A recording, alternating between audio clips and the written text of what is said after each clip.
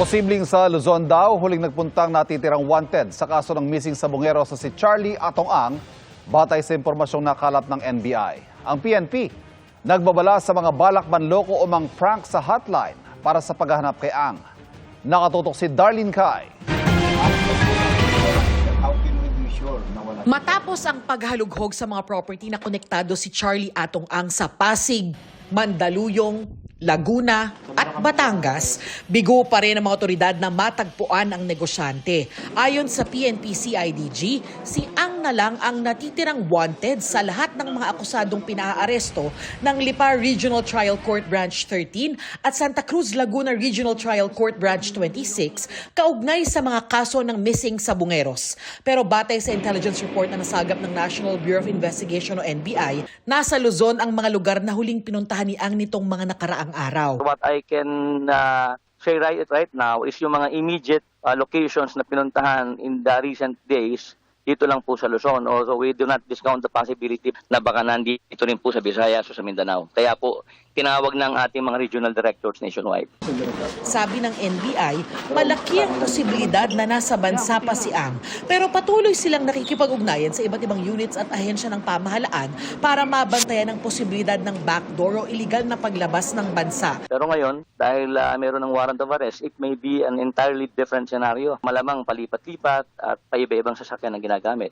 Minomonitor din ng PNP-CIDG ang mga taong malalapit kay Ang. Yung mga properties pa rin niya ang tinitingnan natin. Tinitingnan din natin kung saan yung mga pamilya niya, tsaka yung mga informations na pumapasok sa atin. We are validating if kung may mga indicators nga na nandun siya. Kaya mahalaga raw ang mga makukuha nilang tip mula sa sinetop na hotline para sa nationwide manhunt kay Ang. Nagbabala rin ng PNP-CIDG sa mga may balak manloko sa hotline. We will treat every information as confidential. Mapapangalagaan ang kaligtasan ng kung sino man na magbibigay ng informasyon regarding kay Atong-Ang. At ulitin ko, napakalaking tulong po ito sa kapulisan para mahanap si Atong-Ang. Sana naman po yung credible, no? Huwag naman po yung prank, huwag naman po yung kalokohan lang. May kaso kayong kakaharapin. Sabi ng whistleblower na si Dondon Patidongan na matagal na nagtrabaho para kay Ang, base sa pagkakakilala niya sa negosyante ay hindi raw talaga siya susuko. Kung hindi raw lalabas ng bansa si Ang ay magtatago siya sa mga exclusive subdivision. Hindi lang ordinaryo si Mr. Atong-Ang, international po itong kanyang grupo. Sa tingin ko, katulad ng sinabi ko na ginawa niya kaya dati, parang ginawa niya rin sa sarili na siguro nasa ibang bansa na siya.